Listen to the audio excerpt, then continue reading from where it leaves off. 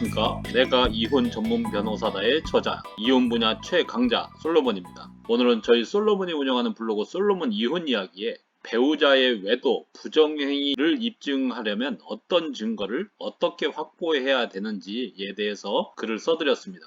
해당 글을 간략하게 설명을 드리도록 하겠습니다. 이 글을 좀 자세히 보고 싶다거나 아니면 이혼에 관해서 궁금한 게 있다고 하시면 저희 블로그 들어오셔서 한번 보시면 이혼에 관한 모든 정보가 있기 때문에 많은 도움이 되실 겁니다. 저희 블로그 링크는 아래 더보기에 링크를 해드리겠습니다. 자, 그러면 해당 내용을 간략하게 설명을 드리겠습니다. 저희 솔로몬이 누차 강조하지만 배우자의 외도, 배우자의 부정행위를 입증하고 싶다. 그러면 형사사건에서 유죄를 이끌어낼 만큼 확실한 증거를 확보해서 소송을 하시는 게 좋습니다. 형사사건에서 유죄를 입증하는 게 굉장히 어렵죠. 그것이 알고 싶다 같은 거 보시면 어떻습니까? 우리가 봐도 뻔히 사람을 죽인 게 확실한데 증거가 미비하다는 이유로 무죄 판결 받는 경우가 굉장히 많죠. 시청자 입장에서는 굉장히 답답하지만 법이 원래 그렇습니다. 그래서 배우자의 외도 부정행위를 입증하려면 형사사건에서 유죄 판결을 받을 수 있을 만큼의 확실한 증거를 확보해야 된다는 말씀을 드리고 싶습니다. 그래서 많은 분들이 이 정도 증거로 되느냐 라는 질문을 해오시는 내용이 있는데 그 내용부터 먼저 설명을 드리면 배우자의 신용카드 내역을 보니 배우자가 호텔이나 모텔 등 숙박업소를 드나든 내역이 다수 있더라. 이것으로 외도 증거가 되느냐 라고 하시는데 결론은 부족합니다. 혼자 갔을 수도 있고 동성하고 갔을 수도 있고 많은 가능성이 있잖아요. 그래서 호텔을 드나든 내역만 가지고는 외도를 입증할 수 있는 충분한 증거가 되지 못하죠.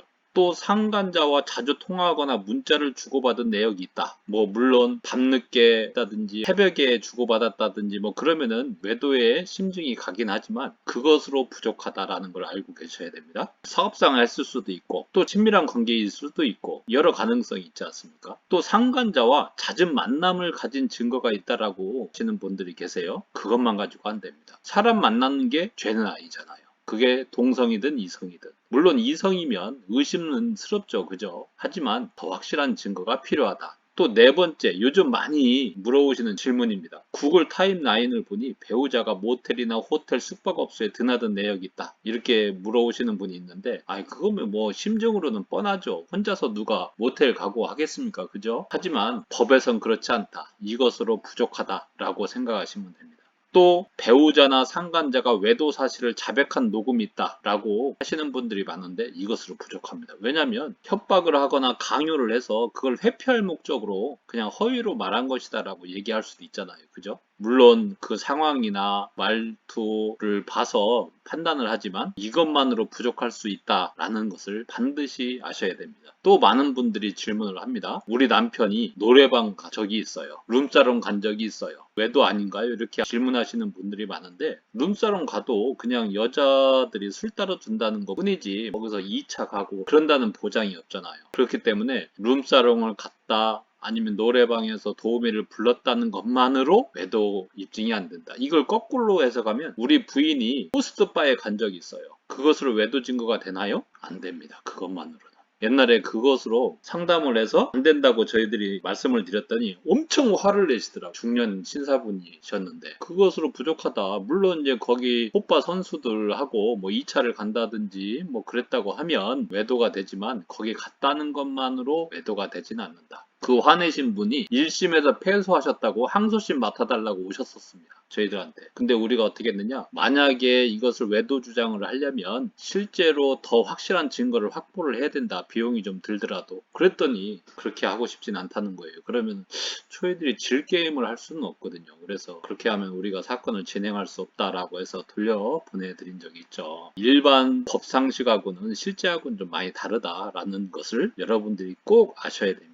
소송에서 지면 질 때만 충격이 있느냐? 아닙니다. 그 이후에 계속적인 충격이 있습니다. 그래서 저희들은 100% 이길 수 있게끔 만반의 준비를 한 다음에 소송을 하시라고 당부를 드리는 이유가 그렇습니다. 한번 패소를 해보시면 그 충격을 아십니다. 그래서 저희들은 의뢰인이 힘들어하는 것을 보는 것도 힘들어요. 그렇기 때문에 웬만하면 100% 승소할 수 있는 조건을 만들어 놓은 다음에 싸우시기를 우리는 권해드립니다. 그러면 어떻게 증거를 확보할 것이냐, 어떻게 하면 100% 승소할 수 있는 증거를 확보한 다음에 소송을 시작할 것이냐, 이 문제를 말씀을 드려보겠습니다. 먼저 카톡이나 문자를 확보하는 게 가장 좋습니다. 편리하고 비용도 안 들고. 그래서 남편의 핸드폰을 파서 상간자와 서로 주고받은 카톡, 문자 이런 것들을 확보하는 게 좋죠. 또 두 번째 방법은 블랙박스 영상이나 음성을 확보하는 겁니다. 보면은 차에서 운전을 하면서 뭐 상간자와 통화를 하거나 이런 내역이 있겠죠. 또 아니면 차에서 사랑을 나눈다든지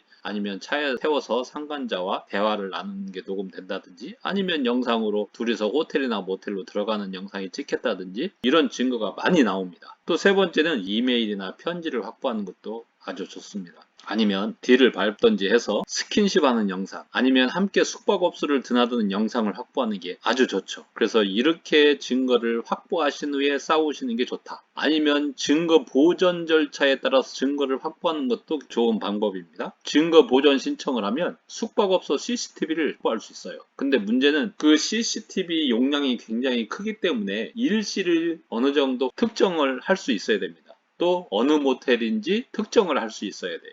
그래서 보통은 배우자 신용카드 내역을 한번 봅니다. 그래서 카드를 몇 날 며칠에 어느 모텔에서 결제를 했다. 그러면 그 정보를 가지고 증거 보전 신청을 합니다. 그러면 둘이서 같이 들어가는 영상, 또 엘리베이터를 타고 이동하는 영상, 방에 들어가는 영상, 나오는 영상을 확보하죠. 빼박 증거죠. 빼박 증거입니다. 근데 어려운 것은 오피스텔에 들어가는 경우가 굉장히 애매합니다. 아니면 상간자의 집에 들락달락 한다든지. 근데 상간자의 집에 들락거렸는데 방이 여러 개다. 아니면 친인척이 산다. 뭐 그러면 들락달락 하는 영상 하나만으로 부족할 수 있어요. 그래서 그런 경우에는 전문가와 상의를 해서 좀 보강 증거를 확보하신 후에 소송을 하시는 게 좋습니다. 의뢰인들이 증거를 가져오거나 저희들이 증거를 확보한 후에 이 정도 가지고 100% 승소할 수 있느냐 이 감별하는 게 굉장히 중요한데 그래서 저희 솔로몬은 증거 수집팀과 증거 분석팀을 별도로 운영을 하고 있죠. 그 도움을 받으시는 것도 아주 좋습니다. 또 많은 분들이 이런 질문을 합니다. 흥신소나 심부름센터를 이용하거나 배우자 핸드폰을 몰래 열어서 카톡이나 문자를 보거나 위치 추적기를 달거나 아니면 배우자의 대화를 몰래 녹음하거나 그러면 통비법 위반, 개인정보보호법 위반, 개인위치정보법 위반, 정통법 위반이어서 증거 능력이 없지 않느냐 이런 질문을 많이 하시는데 그렇지 않습니다. 일반 민사사건이나 형사사건에서는 증거 능력이 부정이 돼서 그 증거는 없는 것으로 치지만 가사사건에서는 불법으로 수집된 증거라도 증거 능력이 인정이 되죠. 물론 변호사 입장에서 불법을 조장하는 이런 증거 수집 방법을 대놓고 권할 수는 없죠. 하지만 축구에서도 적당한 반칙을 사용하는 것도 실력이죠. 적당한 반칙을 사용하는 것도 실력이다 라는 말씀을 드립니다. 그래서 여러분들이 이런 제가 안내드린 방법에 따라서 외도 증거, 부정행위 증거를 확보하신 후에 100% 승소가 보장되는 소송을 하시는 것이 좋다라는 말씀을 드리면서 자 그러면 다음 시간에도 더 좋은 정보, 유익한 정보를 가지고 여러분 찾아뵙도록 하겠습니다. 감사합니다.